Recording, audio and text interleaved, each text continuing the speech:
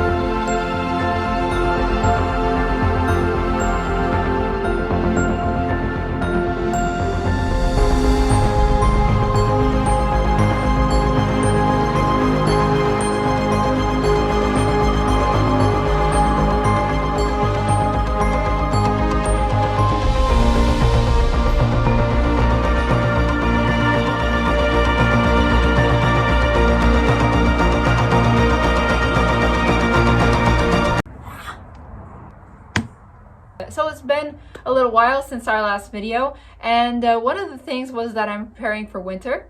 So I don't have any heating in my shop except for some electric heating, but the insulation isn't great and it ran a really big electric bill last winter.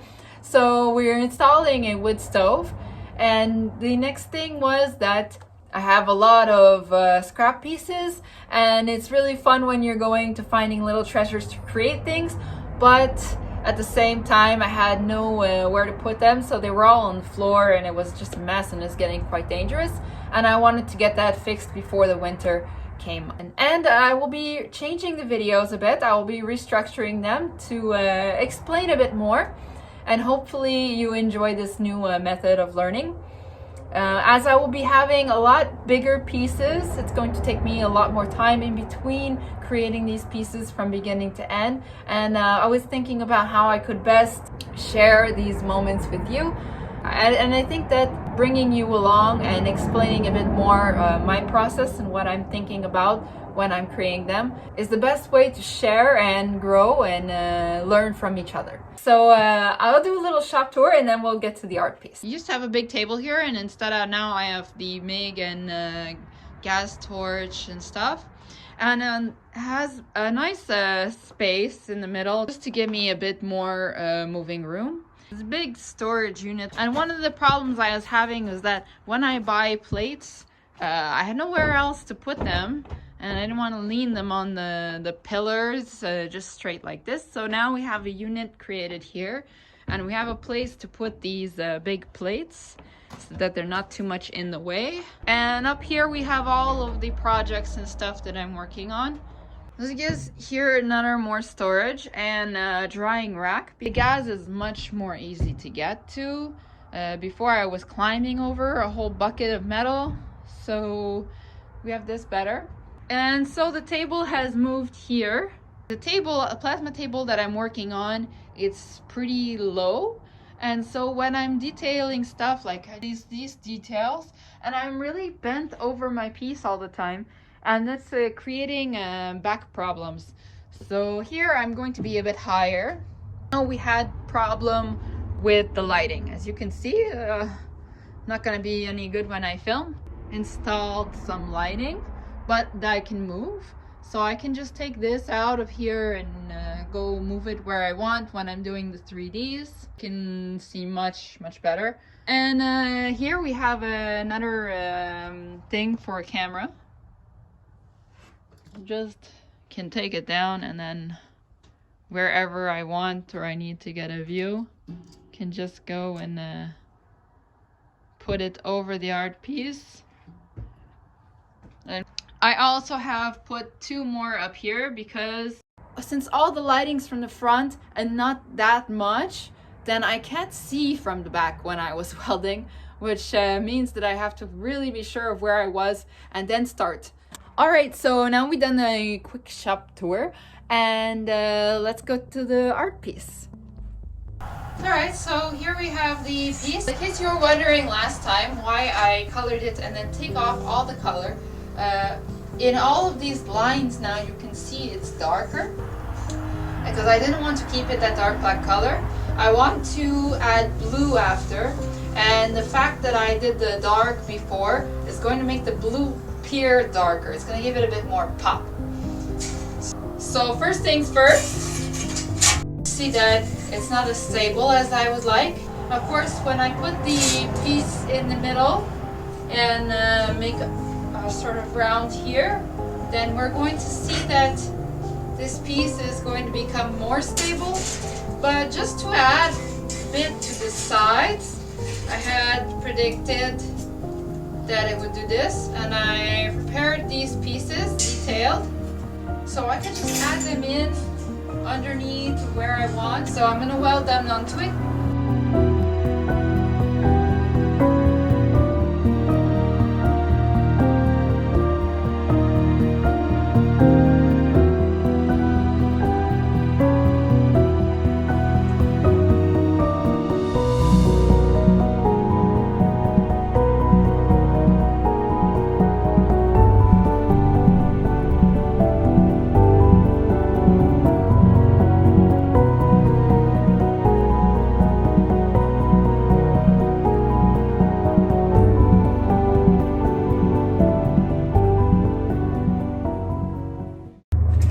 So here my plan is to create a bottom, and then we're going to put the flower inside, and I'm gonna have like tongues and stuff come out.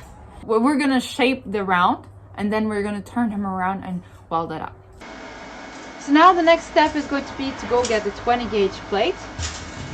We're gonna use 20 gauge for this part because it's easier to form. And I'm going to measure the interior here.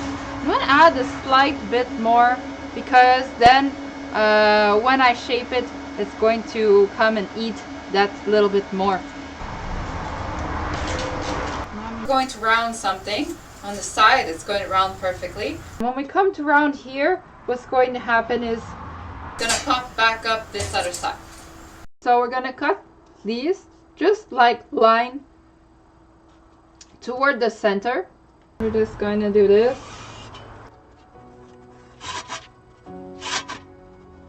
So what's going to happen now is, yeah, this is going to end up a bit more square, but for our purposes it works.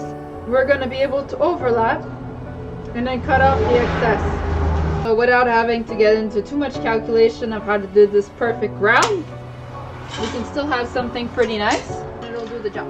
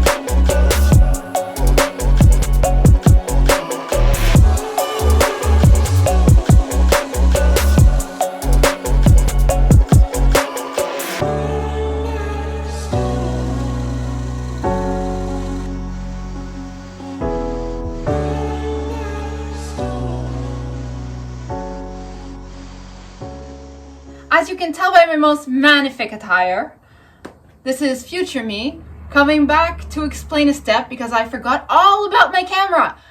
So here I am detailing pieces. The reason why I'm detailing the pieces that I just made before putting them on is because I will disturb the other pieces less around it.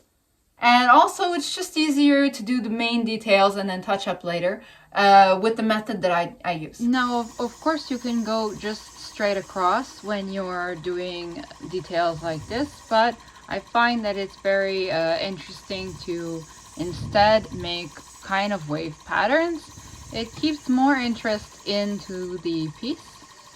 And here now I have shaped a back piece. And the reason for this extra piece is really just look. It's purely aesthetic. I found like just the round was a little too in your face. Even if you're not going to really see it from the top, I just prefer to add a little something to it. And so now I'm going to weld it all up and just clean it up again.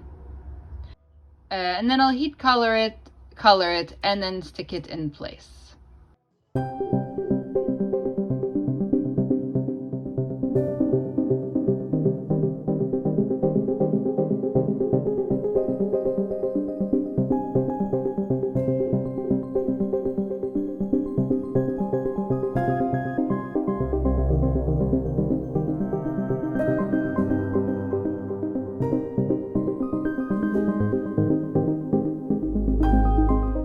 Some sort of like tongues that I want to add onto the stems. So I'm just going to detail up the tongues, then we can do the next step and weld it onto this plate.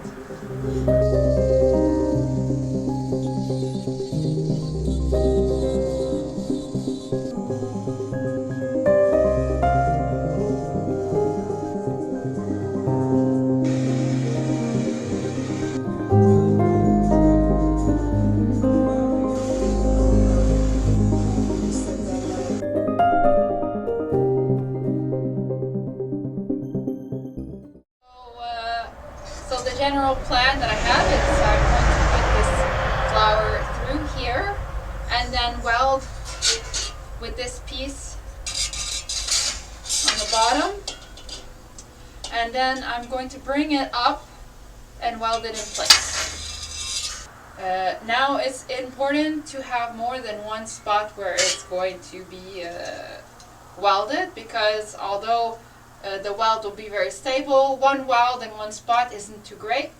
We're also going to put some from either side, bars that won't be too visible in this, but will stabilize the flower in place.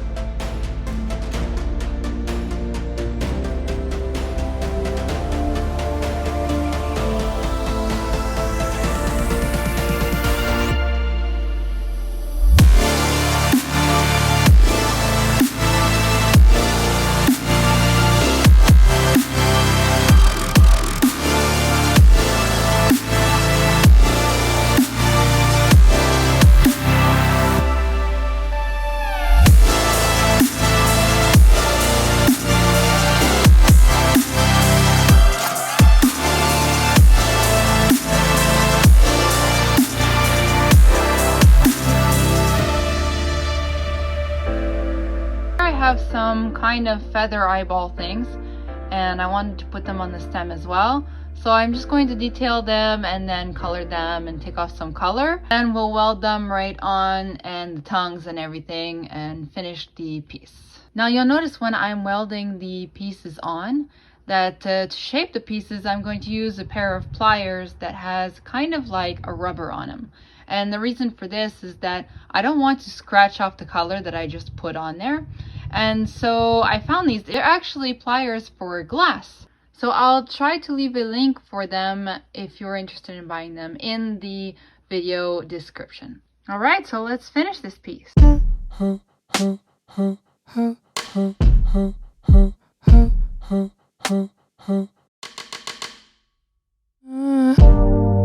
Lately I've been staring at the dark. Turn my inner demons into art. Struggle with the pain inside my heart. Wish I didn't care about what they say. What you want to say, what you want to say, what you want to say, what you want. So here I am again. Yay! I hope you enjoyed this new way of creating the videos. Leave me a comment on what you think of it, especially if you're a subscriber and it's been a while you've been watching my videos. I would love to hear your feedback. If you enjoyed the content, I would ask you to please like or subscribe. It helps me out immensely.